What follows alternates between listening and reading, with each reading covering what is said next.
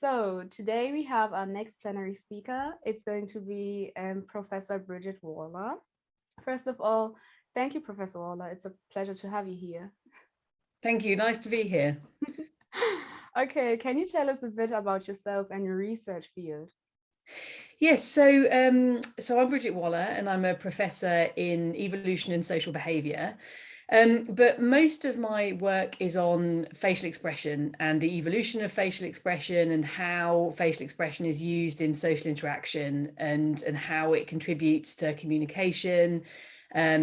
And what we use it for effectively. And I work with humans, but also other animals. So I make comparisons between how we use our faces in social interaction and how that might be related to how other species do as well.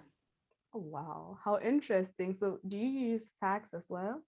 Yes, so facts. So obviously Ekman developed facts in the 70s, and then we developed chimp facts back in, I think, 2005 now. And that's when we started at least, and we modified the original facts for use with chimpanzees. And then since then, my team and various other teams have developed different fact systems for other primate species and also some domestic species like dogs and horses and cats. So because we have these systems where we can make direct comparisons between species that are anatomically based, it means we can make those phylogenetic comparisons, which helps us understand a bit about what humans are doing with their faces too. Oh, wow, how interesting. So what inspired you to explore your chosen research field?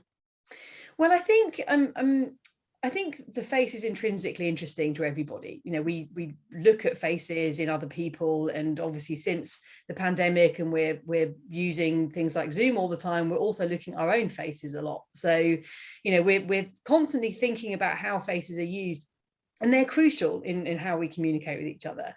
And I think what bothered me about the field when I first got into it was that everyone was thinking about facial expressions in terms of emotion and how you might be expressing happiness or sadness. And I thought that's not the end of the story. There has to be more about how they're contributing to the social interaction and what happens when you show happiness to others versus when you show anger to others. So I think I felt that there was a way for ethologists, really, and I very much consider myself to be an ethologist, to come in and have a look at faces and think about them in a slightly different way. Wow, okay.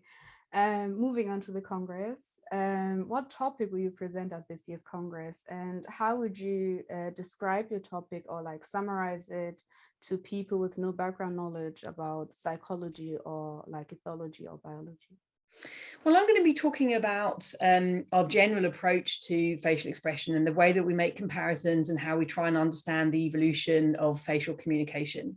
And I don't think that anybody really requires a background in biology or psychology or science at all to understand why that's important, because facial expressions are not unique to humans. We have them in lots of different species. And I think the only way that we're going to really understand them is to make these broad comparisons.